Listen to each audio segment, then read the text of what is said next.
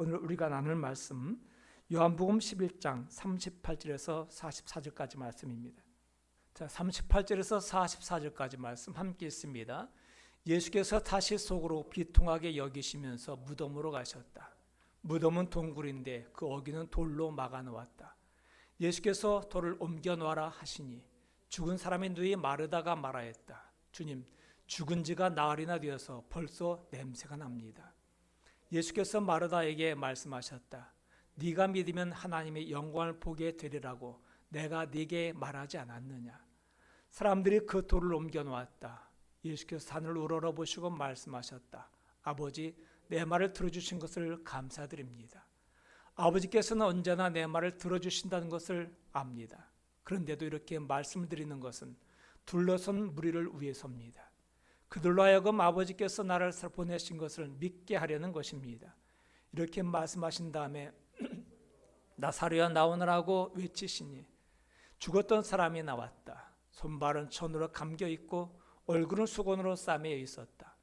예수께서 그들에게 그를 풀어주어서 가게 하여라 하고 말씀하셨다. 아멘. 전 세계 베스트셀러 가운데에 하나인 모리와 함께하는 화요일이라는 책이 있습니다. 이 책은 바로 르게릭병으로 전신이 마비된 채 하루하루 죽어가는 이 유대인 노교수 모리 슈워츠와 옛날의 제자, 근데 지금은 잘나가는 스포츠 전문 기자인 미치가 매주 화요일날 만나서 삶과 죽음에 대해서 담론을 나누는 이런 내용을 기록한 책입니다. 이 책 가운데 이런 내용이 있습니다. 모리 교수가 제자에게 자기가 묻힐 곳을 찾았다고 말합니다. 그래서 제자가 어디냐고 물어요. 이때 모리 교수가 이렇게 대답합니다. 여기서 멀지 않아. 언덕 위에 나무 밑이야. 연못이 내려다 보이는 곳. 굉장히 평화로운 곳이지. 생각하기에 딱 안성맞춤인 곳이야. 제자가 다시 묻습니다. 거기서도 생각하면서 지내실 것인가요? 그래서 모리 교수가 이렇게 대답합니다. 아니, 거기서는 죽어 지낼 계획이라네. 이 모리 교수는 죽음을 앞두고 나서도 여유 있게 제자와 쪼크를 나누고 있어요. 그리고 이 모리 교수가 다시 유대인 친구인 랍비 알 엑슬라드에게 자신의 장례식 집례를 부탁합니다. 그러면서 화장해달라고 말합니다. 하는 말, 이런 쪼크를 또 건네요. 날 너무 오래 태우지 않는지 잘 살펴봐 주게나 라고요. 그리고 어린아이처럼 천진난만하게 웃습니다. 죽음을 앞에 두고도 웃을 수 있는 여유. 어쩌면 죽음을 초월했기 때문이 아닐까. 죽음을 담담하게 받아들이기 때문이 아닐까 싶습니다. 아니, 어쩌면 그는 죽음이라는 아픔을, 죽임이라는 슬픔을 미소로 받아들이고 싶었던 거겠죠. 죽음을 앞에 두고도 쪼크를 건넬 수 있는 여유, 그런 여유가 있다면 얼마나 좋을까요? 우리도 우리 삶에서 그런 여유를 누리며 살고 싶습니다. 그런데 마음은 원인데, 마음은 하늘 같은데 현실 그렇지 않을 때가 참 많아요. 죽음이 아니더라도 조그만 아픔, 조그만 어려움, 이 어린 쉽게 반응하고 솔직하게 반응을 합니다. 그게 잘못된 건 아니에요. 근데 그 솔직하게 반응하면서 아픔 때문에 우리 현실을 빼앗겨 버리고 어떤 때는 슬퍼하기도 하고 낭망하기까지 하는 거죠. 그래서 바로 모리의 이 여유가 더욱더 그립고 부러운 겁니다. 지금 우리는 긴 터널을 지나고 있어요. 아픔의 긴 터널, 고통의 긴 터널 말입니다. 아픔도 아픔이지만 잠깐 겪는 아픔을 견딜만 할 겁니다. 그냥 주사 맞는 거 따끔한 건 참으면 되는데 이게 계속 이어지니까 지루하다 못해 힘든 거죠.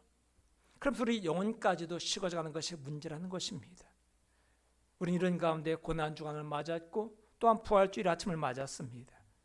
현실도 고통이지만 이것을 빌미로 집합 금지 조치를 내림으로 말미암아 부활절 연합예배가 취소가 됩니다.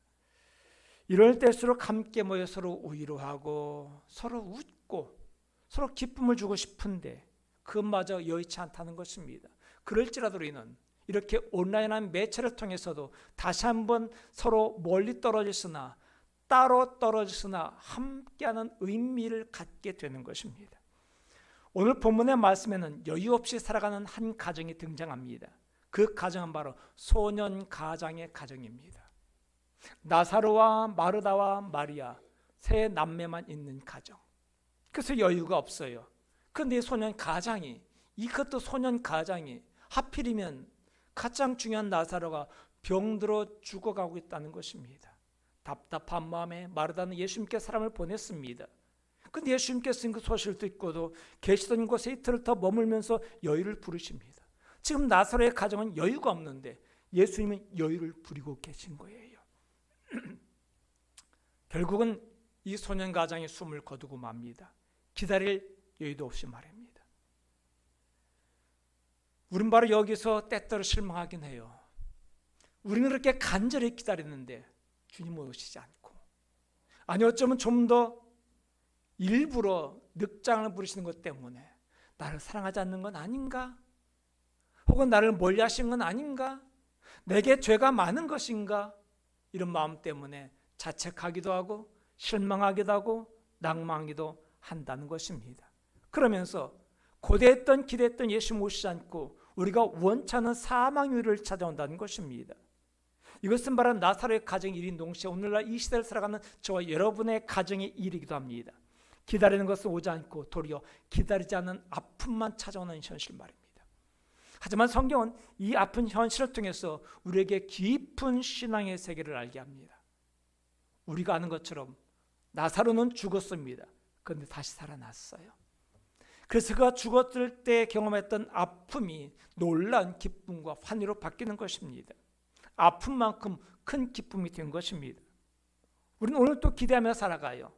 이 코로나가 빨리 종식되기를 기대하고, 아니 끝나진 않더라도 진정되기를 기대하고, 우리 일상이 회복되기를 기대하고, 우리 젊은이들은 좋은 직장이 생기기를 기대하고, 안정된 직장에서 살아가는 사람들은 승진하기를 기대하고 있습니다.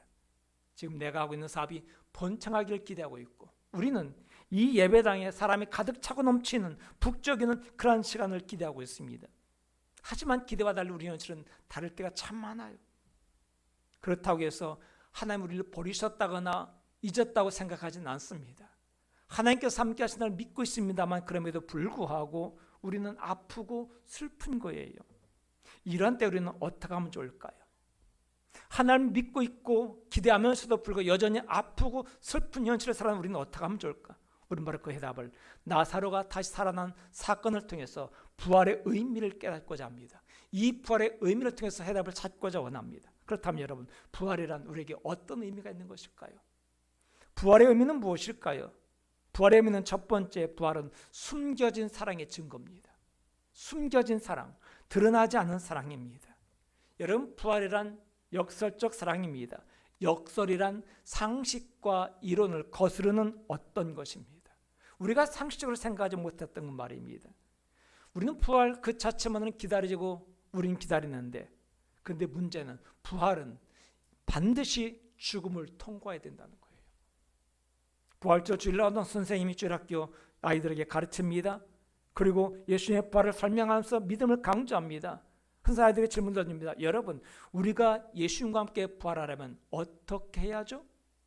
네, 예수님을 믿어야 돼요 라는 대답을 기대했는데 한 아이가 손을 번쩍 들더니 이렇게 말합니다. 네, 죽어야 돼요.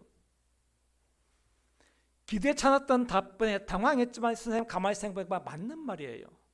맞아요. 부활을 하려면 죽어야 돼요. 먼저 내가 죽어야 부활할 수 있다는 것입니다. 말씀대로 부활은 우리가 기대하는 것이고 우리가 고대하는 것이지만 이 부활이 있기 전까지는 아픔이라는 죽음이 있다는 것입니다. 이걸 우리가 인정하기 싫은 거예요. 우리가 기뻐하기 전에 먼저 슬픔이 있다는 걸 인정하고 싶지 않은 거예요. 근데 주님 말씀하십니다. 얘들아, 부활은 있는 것이다. 그런데 지금 있는 아픔과 이 슬픔은 사랑이 없는 게 아니란다. 그것은 숨겨진 사랑이 난다. 이런 얘기를 막 하고 있는 겁니다.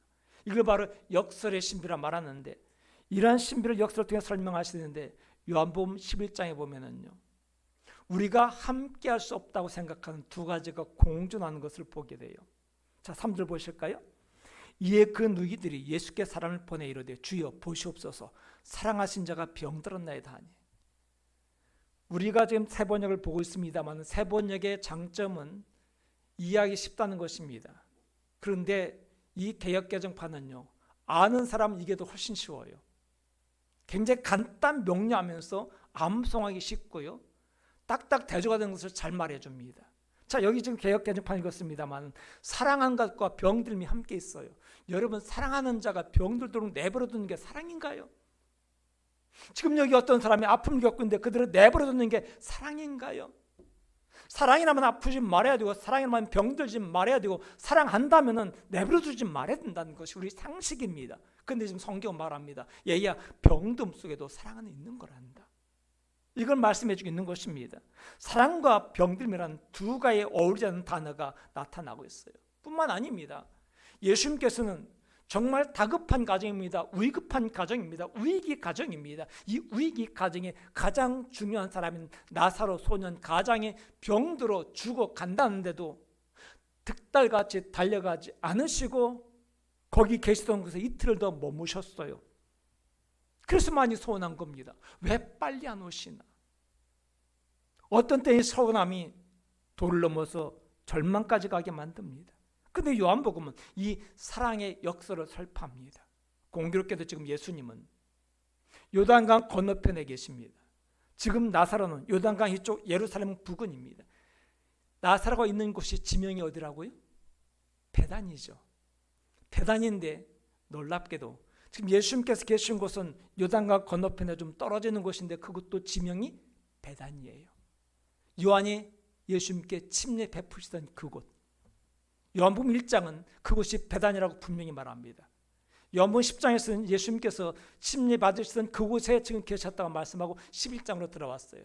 11장에서는 예수님께서 베단에 계셨다고는 언급은 않지만 우리는 성경을 보면서 지금 예수님께서 요단강 건너편 베다니의 땅을 알 수 있습니다. 지금 요한은 똑같은 두 지명을 함께 놓고 있습니다. 똑같은 두 지명. 예수님께서 베다니에 계셨고 나사로도 베다니에 있었다. 하지만 예수님께서는 나사로에 있는 곳에 없었다. 다시 말해 없는 것 속에 있는 것, 부재 속에 임재. 예수님께서는 안 오셨습니다. 이 무관심 속에 관심. 무관심하다고 관심 없는 게 아니라는 것입니다. 말이 없다고 모르는 게 아니고 말이 없다고 생각조차 없는 건 아니라는 것입니다. 부재 속에 임재와 무관심 속에 관심, 그리고 죽음 속에도 사랑이 있다는 이 언어 유희. 지금 우리는 걸 보고 있는 거예요. 이걸 우리는 역설이란 말합니다. 그래 여러분, 우리 인생은 역설로 가득 차 있어요. 아닌 것 같은데 긴 것이 많습니다. 우리 주님께서는 역설의 진리를 통해 우리를 달래고 있습니다. 얘 아프지? 힘들지? 슬프지? 그러면서 달래고 있는 것입니다. 아직 끝은 아니란다 라고 말입니다. 아프다고 끝난 게 아니고 슬프다고 망한 게 아니라는 메시지입니다.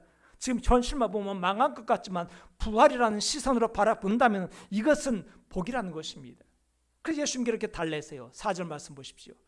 예수께서 들으시고 말씀하셨다. 이 병은 죽을 병이 아니라 오히려 하나님의 영광을 드러낼 병이다.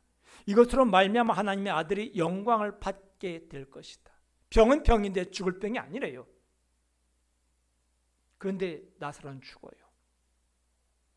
예수께서 말씀한 이 병은 하나님의 영광을 드러낼 병이다. 쉽게 말해. 그래 죽을 것이다. 죽어. 하지만 다시 산다는 얘기입니다. 이 다시 사는 걸 통해서 하나님께 영광을 돌린다는 것입니다. 우리가 겪고 있는 아픔, 슬픔, 죽음이란 이것은 우리가 지나는 과정일 뿐이고 목적지, 최종 목적지가 아니라는 거예요. 그러니까 이 최종 목적지가 아니니까 기대감을 가지고 기다리라는 얘기입니다. 나사로 기적도 마찬가지입니다. 나사로가 다시 사는 기적이 있습니다. 이걸 부활이란 말하진 않아요.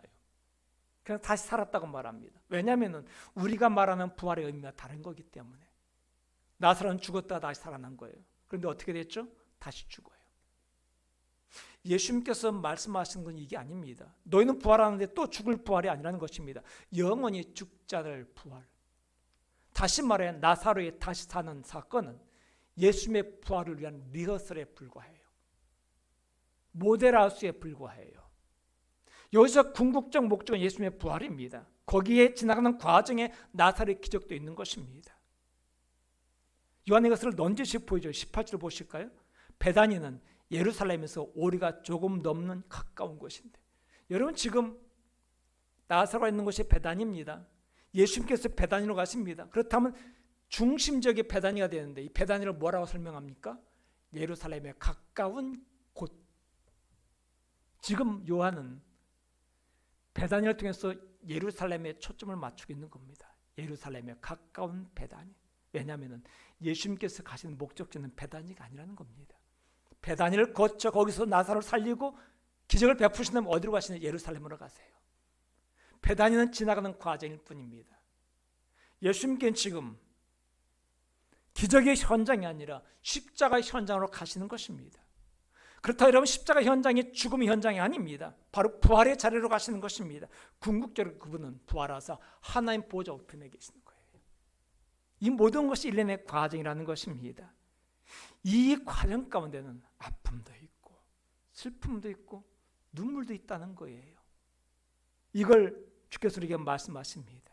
그러면서 이 기적을 통해서 이 아파하고 슬퍼하는 우리들에게 이렇게 말씀하시는 거예요. 슬프거든 울어라.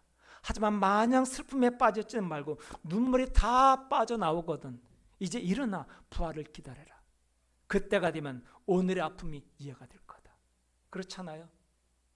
우린 지나간 날을 되돌아보면서 정말 견디기 어려웠던 가장 힘들었던 순간을 뒤돌아보기도 합니다만 뒤집어보면 그것은 오늘 있기 위해서 있었던 하나의 과정이라는 걸 알고 안도의 한숨을 내쉬어요.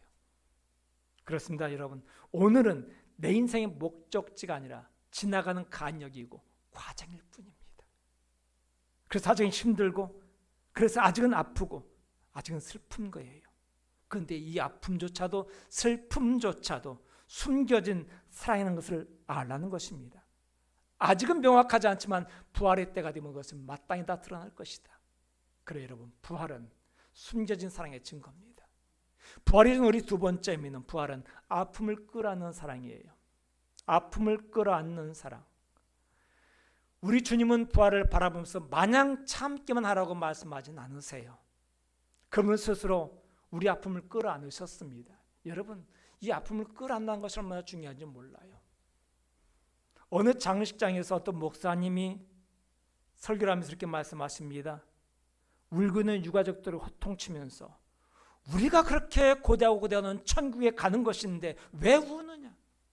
왜 믿음 없이 우느냐? 울지 말고 기쁘게 찬송 부르며 잔치를 벌려라. 맞는 말인데 뭔가 좀 섭섭해요. 요즘 애들은 그런 말하면 이렇게 말하더라고요. 어떻게 맞는 말을 재수없게 하냐? 그러니까 옳은 말을 이렇게 재수없게 하냐고. 맞아요. 우리는 천국에 갑니다. 그렇게 고대하다는 천국입니다. 근데 우리가 우는 것은, 유가족들이 우는 것은 천국에 못 갔을까 봐 우는 게 아니잖아요. 아들이 공부를 열심히 해가지고 유학을 가게 됐습니다. 기뻐요, 슬퍼요? 기쁘죠. 그런데 그 아들을 보는 엄마가 울어요. 왜? 잠시 동안 떨어졌는 게 안타까워서. 내 손으로 밥을 좀 먹여야 될 텐데 그거 못해서 말입니다. 우린 그래서 우는 거지 슬퍼 우는 게 아니라는 것입니다. 여러분, 여러분 이 세상 살아갈 때 눈물 흘리는 것, 우리 신앙인들이 아파하면서 아프다가 말하는 것, 슬퍼하는 것, 부끄러워하지 말라는 것입니다. 왜 자꾸 숨겨요? 우린 사람입니다. 사람에게 사람의 모양으로 살아가는 것이고, 사람에게 우는 것이고, 사람에게 슬픈 것이고, 우리 신앙은 슬픔조차 숨기는 것이 신앙은 절대 아닙니다. 우리 주님은 그럼 우리를 끌어안으세요. 보십시오. 예수님께서 이제 베다니에 도착하셨습니다. 나사로가 있는 베다니에 말입니다. 그때 마르다가 예수님께 이렇게 말하죠. 주님이 여기 계셨더라면 내 오라비가 죽지 않았을 텐데. 이 말 속에서 뭐가 느껴져요? 원망보다는 아쉬움이 많아요. 여러분, 우리도 그렇잖아요. 아이고, 그때 내가 이렇게 했더라면 제가 고통당하지 않았을 텐데. 우리 이런 후회를 많이 합니다. 그리고 내 자식이 힘들어하는 것, 어려운 것이 다 내 탓인 양 자책하고 있습니다. 우리 이렇게 살아갑니다. 마르다도 그랬습니다. 주님께서 여기 계셨더라면 오늘 이 아픔은 없었을 텐데라는 아쉬움을 표현합니다. 그런데 예수님께서 말씀하시죠. 얘야, 네 잘못이 아니란다, 네 탓이 아니란다. 자책하지 말거라. 네 심정 내가 안다. 하지만 자책하지 말거라. 이 아픔이 네 책임은 아니야. 이렇게 말씀하시는 것입니다. 지금 마르다 달래고 있습니다. 하지만 여러분, 아플 때는 달래도 안 들려요. 지금 마르다의 가정에 초상이 났습니다. 그것도 보통 초상이 아닙니다. 그 가정의 기둥이 사라진 거예요. 얼마나 큰 아픔이, 얼마나 큰 슬픔입니까? 이런 거 찾아가서 목사인 제가 울지 마라 말하면 되겠습니까? 그게 위로가 되겠냐고요. 우린 다시 살 겁니다. 그날 천국을 바라보며 삽시다. 이게 위로가 되겠냐고요. 근데 우리 너무나 쉽게 이렇게 하려고 그래요. 가서 눈물을 조차 흘리지 않은 채 괜찮아 우리 믿음으로 이겨내자고 너무나 쉽게 말합니다. 근데 주님 그렇게 하지 않으셨어요. 지금은 주님께 달랩니다. 하지만 아무리 달래도 마르다에게서 현실은 현실입니다. 죽음은 죽음일 뿐이라는 것이고 슬픔은 슬픔이고 아픔은 아픔일 뿐입니다. 어떤 말로 위로가 되지는 않아요. 그렇다고 마르다가 믿음 없는 건 아닙니다. 22절 보실까요? 그러나 이제라도 나는 주님께서 하나님께 구하시는 것은 무엇이나 하나님께서 다 이루어주실 줄 믿습니다. 믿음이 있습니다. 여러분, 이 말을 너무 과대 해석하지 마시기 바랍니다. 지금 여기서 주께서 무엇을 구하든지 하나님께 다 들어주신다는 얘기는 오라버니 나사로가 천국에 반드시 들어갈 줄은 믿습니다, 이 얘기입니다. 지금 마르다의 믿음은 부분적 믿음이에요. 내가 믿고 싶은 것만 믿는 믿음. 여러분 지금 알고 있죠? 예수님께서 뭘 하실지. 근데 마르다는 그걸 기대조차 않을 뿐더러 그것을 믿지도 않습니다. 지금 우리가 그러고 있는 거 아닌가요? 우리 하나님, 전능하신 하나님, 이 전능하신 하나님을 나의 생각의 이 틀 속에 가둬버리면 말미암아 옴짝달싹 못하게 하는 것은 아닌지. 그래서 믿는다고 말하는데 내가 가진 믿음과 내가 가진 신념이 도리어 하나님의 일을 방해하고 있는 건 아닌지. 이 말에도 아랑곳 않고 예수님께서 말씀하십니다. 무덤 앞에 가서 돌을 옮겨놔라. 이때 말하다가 뭐란 말이에요?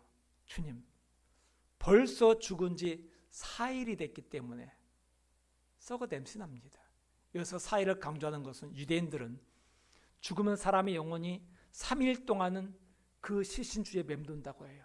그래서 다시 돌아오는 경우도 있다고, 다시 깨어나는 경우도 말입니다. 그런데 4일 되면 이미 소망이 없다는 것입니다. 이미 시체가 썩기 시작했기 때문에 소용없다고 확신하는 거예요.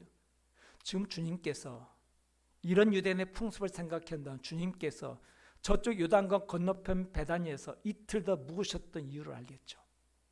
3일째가 아니라 이틀째가 아니라 죽는 날이 아니라 죽어서 4일이나 지나서 모든 소망이 사라지고 사람들 일반적 상식선에서는 도저히 일어날 수 없는 기적을 베푸시기 위해서 그렇게 이틀도 머무신 거라는 걸 이제 이해할 수 있겠죠. 그런데 지금 마르다는 하나님께서는 주님이 무엇을 원하든지 다 들어주십니다라고 말했으면서도 불구하고 돌을 옮겨놓으라 말하니까 주님 소망 없어요, 가망 없어요, 이미 끝났습니다라고 말합니다. 믿음 없다는 얘기입니다. 믿음이 있는데 부분적 믿음이라는 것입니다. 그런데 주님은 그런 마르다를 꾸짖지 않으세요. 그런 믿음 부족한 마르다를 끌어안으시는 것입니다. 그리고 예수님께서는 이 눈물에 대해서, 울음에 대해서, 곡소리에 대해서 분노하세요. 저 이어진 34절 보니까 예수님께서 무덤 앞에 가서 울고 갔을 때 많은 사람들이 곡을 합니다. 이 곡을 하는 건 슬퍼서 엉엉 우는 게 아니라 아이고 아이고 이겁니다. 우리나라도 장례 때 그런 거 하지 않아요. 유대인들도 마찬가지였어요. 그렇게 곡을 합니다. 이걸 보면서 성경은 말합니다. 예수님께서 그들을 보시면서 마음이 비통하며 괴로우셨더라고. 여기 비통이라는 단어는 분노라는 단어입니다. 다시 말해 예수님께서는 그들이 울고 있는 걸 보면서 분노하셨다는 것입니다. 우리가 쉽게 생각할 때는 믿음 없이 울고 있다 분노하고 있다 생각하는데 그것이 아니라 주님의 분노는 울고 있는 그들 향한 분노가 아니라 그들로 하여금 울게 만든 좀 더 근원적 원인에 대한 분노입니다. 다시 말해 사망의 권세에 대한 분노입니다. 이 땅의 권세를 잡은 사탄에 대한 분노라는 것입니다. 여러분, 저 여러분이 아파한다고 주께서 분노하신 게 아니라 우리를 아프게 만든 건 현실에 대해 분노하시는 거예요. 이것은 바로 주께서 다음 부분에 우셨다란 말씀이 나오는데 이것은 바로 유대인들이 울었다는 말과 단어가 달라요. 유대인들이 울었다는 것은 슬픔 때문에 울었던 것이고 예수님의 울음은요, 눈물은 슬픔 때문에 눈물이 아니라 분노 때문에 흘린 눈물. 다시 말해 악과 죄에 대해서 흘리는 눈물, 사망에 대해서 흘리는 눈물이라는 것입니다. 그래서 바로 칼빈은 이렇게 말했습니다. 이 분노를 죽음과 악과 강판 폭정으로 말미암은 분노. 이 분노를 죽여 눈물을 다 쏟으세요. 우리가 아파하는 것은 현실 때문에 아파합니다. 그런데 주님은 현실 때문에 분노하는 게 아니라 이 현실이 되게끔 만든 죄와 이 죄의 권세인 사망과 이 사망을 주관하는 사탄에 대해서 분노하고 있는 것입니다. 그래 여러분, 주님은 울고 있는 우리를 믿음 없다 꾸짖는 대신에 끌어 안으십니다. 우리가 그럴 수밖에 없는 인간이라는 한계를 아시기 때문입니다. 여러분, 내가 신앙이라고 고상한 척하지 마십시오. 아플 땐 아파하시고 슬플 땐 슬퍼하시기 바랍니다. 신앙이 울기는 왜 울어? 이게 아니라 신앙이기 때문에 운다고 말해줘야 됩니다. 여러분이 믿는 예수님은 여러분의 아픔조차 이해하지 못하시는 타이거맘이 아닙니다. 호랑이 엄마. 그냥 어떻게든 인류로 만들기 위해서 아주 가혹하게 혹독하게 훈련시키는 타이거맘이 아니라는 것입니다. 우리 주님을 그렇게 만들기 원하지 않으세요. 우리 주님은 이 부활을 통해서 이 아픔을 끌어안습니다. 여러분, 오늘이라는 현실이 아프지 않나요? 울고 싶어도 남들 눈치 때문에 울지 못하는 건 아닌가요? 괜찮습니다. 주님 앞에서 마음껏 우시기 바랍니다. 주님은 그 아픔을 끌어안는 분이시니까요. 그리고 부활의 아침을 주실 것이니까요. 부활은 아픔을 끌어안는 사랑입니다. 마지막으로 세 번째 부활은 죽음을 이기는 사랑입니다. 주님은 아픔만 끌어안는 게 아닙니다. 쉽게 말해 단지 위로만 하시는 게 아니라 해결하세요. 그분은 전능하신 분이기 때문에 말입니다. 이제 주께서 나사렛 무덤 앞에 이 베다니에 왔을 때 마르다에 묻습니다. 나사로를 어디 두었느냐 묻습니다. 마르다가 예수님을 나사렛 무덤 앞으로 인도하죠. 아픔의 무덤, 슬픔의 무덤, 절망의 무덤, 사망의 무덤으로 인도합니다. 사람들이 예수님께서 곡하러 가신 줄 알았습니다.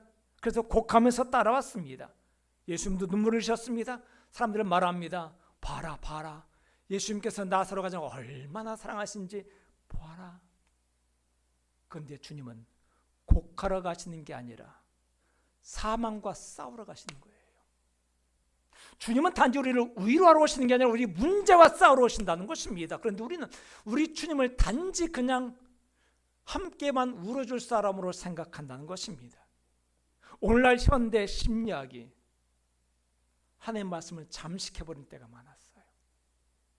우린 그 심리학에 취해 있었습니다. 함께 공감하고 함께 울어주는 것 얼마나 필요한 것입니까? 필요한 것입니다. 하지만 여러분, 신앙은 거기를 넘어섭니다. 그 과정을 지나가요. 무시하는 게 아닙니다. 함께 공감하고 함께 울어줘야 됩니다. 거기서 멈추는 게 아니라 신앙은 한 걸음 더 나가서 우리 문제까지도 주님은 해결해 주신다는 것입니다. 때때로는 그 심리학이, 우리가 원하는 그 심리학이 하나님의 기적을 방해하는 장애물이 되게 돼요.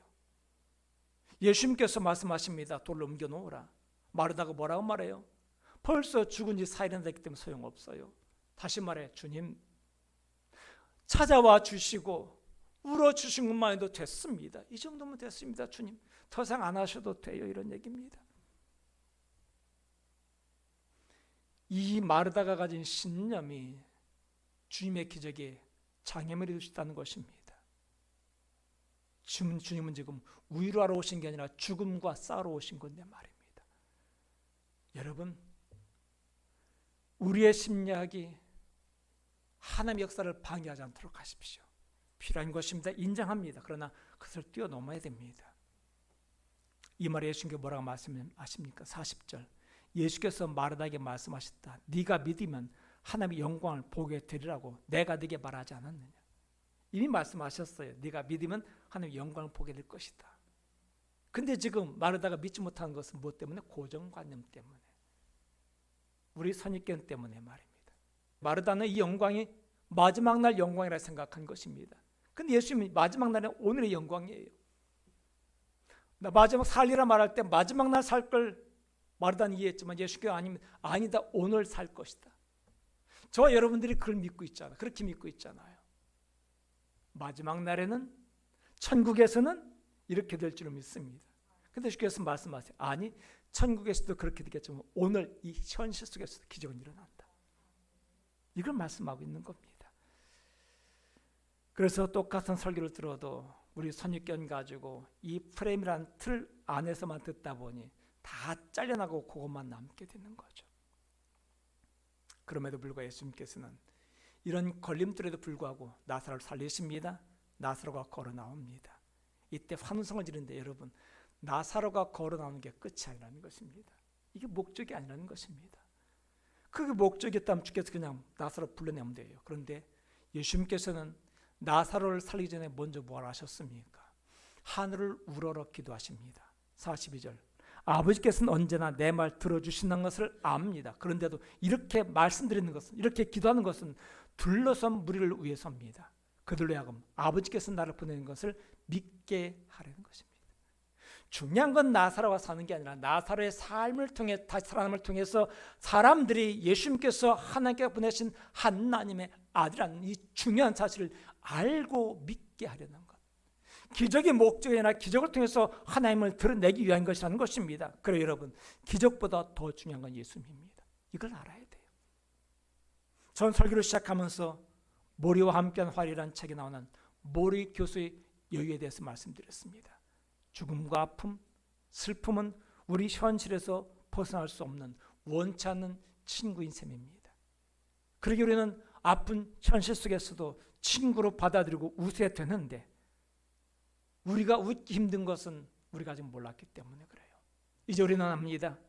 이것이 끝이 아니기 때문에, 우리 주님이 계시기 때문에 이제 우리는 여유 있게 아파도 아프면서 사랑할 수 있다는 것을, 슬퍼도 눈물 흘리면서 웃을 수 있다는 것을 말입니다. 이 여유가 예수님 안에 있다는 것을 말입니다. 죽음이 끝이 아니기 때문에 그래요. 하지만 여러분, 그 부활의 영광의 아침 오기 전까지 마음껏 우시기 바랍니다. 우리 아픔을 끌어안으신 예수님 앞에서 그 품에서 마음껏 우십시오. 그리고 난 다음에 우리를 위해서 준비해 놓으신 기적을 기다리십시오. 웃으면서 기다리자고요. 여유 있게 기다리자고요. 하지만 기적조차도 우리 목적지는 아닙니다. 기적은 우리가 가는 길목에 두신 소망의 간역일 뿐입니다. 이 기적을 보면서 영원한 부활이 있다는 것을 잊지 말라고, 죽음이 끝이 아니라는 걸 잊지 말라는 주의 메시지인 것입니다. 우리 마침내 찬란한 부활의 영광의 아침을 맞게 될 것입니다. 그래 여러분, 십자가는 아픔입니다. 피할 수 없는 아픔입니다.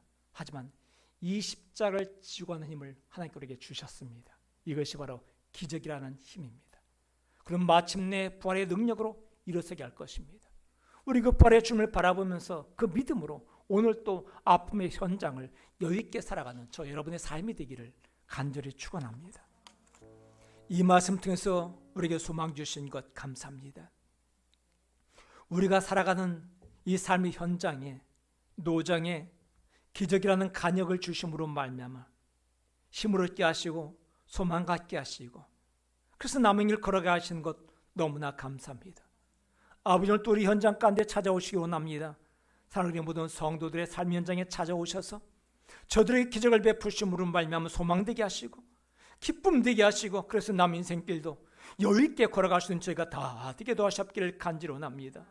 아버지, 영광의 부활의 아침을 바라보면서 오늘 또 묵묵히 걸어가는 그 길 가운데 주의 역사하심이 함께 원합니다. 기적의 역사하심이 함께하기를 원합니다.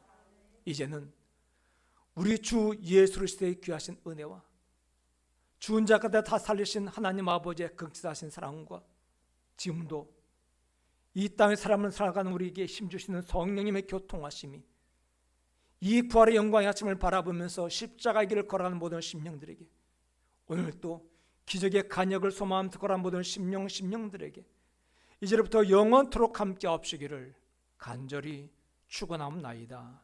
아멘.